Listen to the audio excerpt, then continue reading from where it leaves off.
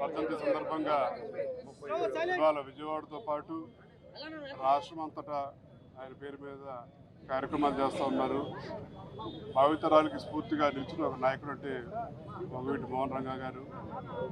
ప్రాంతాలకు అతీతంగా, కులాలకు అతీతంగా, పార్టీలకు అతీతంగా అందరూ కలిసికట్టుగా ఆయన ఆదర్శంగా తీసుకున్నారు. కాబట్టి భౌతికంగా దూరమైన ఇన్ని సంవత్సరాల తర్వాత కూడా మనందరూ గుండెల్లో ఉన్నారు.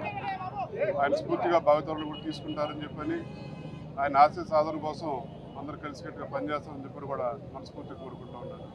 స్వర్గీయ వంగవీటి మోహన్ రంగా గారి 37వ వర్ధంతి సందర్భంగా ఆయనకి ఘనమైన నివాళులు అర్పించడం జరిగింది. ఆయన భావజావాలు అలాగే ఆయన ఆశయాలు ఎవరైతే అనగదొక్కాలని ప్రయత్నం చేశారో, ఆయన ప్రాణాలు లేకుండా మట్టి పెట్టారో వాళ్ళు చరిత్రలో లేకుండా ఈరోజు కాలగర్భంలో కలిసిపోయారు.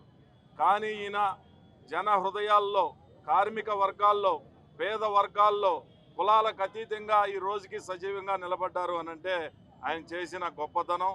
ఈ రోజుకి కూడా ఎంతోమంది ప్రజలు ఈరోజు రాష్ట్ర వ్యాప్తంగా ఆయన్ని స్మరించుకుంటా ఉన్నారు అనంటే ఆయన చరిత్రలో సజీవంగా నిలిచిపోయారు అనే దానికి ఇదే నిదర్శనం అని సందర్భంగా తెలియజేస్తూ ఆయనకి ఘనమైన నివాళులు అర్పిస్తూ ఉన్నాం. ఒక చరిత్ర గల నాయకుడు, బడుగు బలహీన వర్గాల ఆశాజ్యోతి స్వర్గీయ వంగవీటి మోహన్ రంగా గారి వర్ధంతి సందర్భంగా రాష్ట్రం మొత్తం కూడా ఈరోజు వారిని స్మరించుకుంటూ అనేక కార్యక్రమాలు నిర్వహించడం జరుగుతూ ఉంది.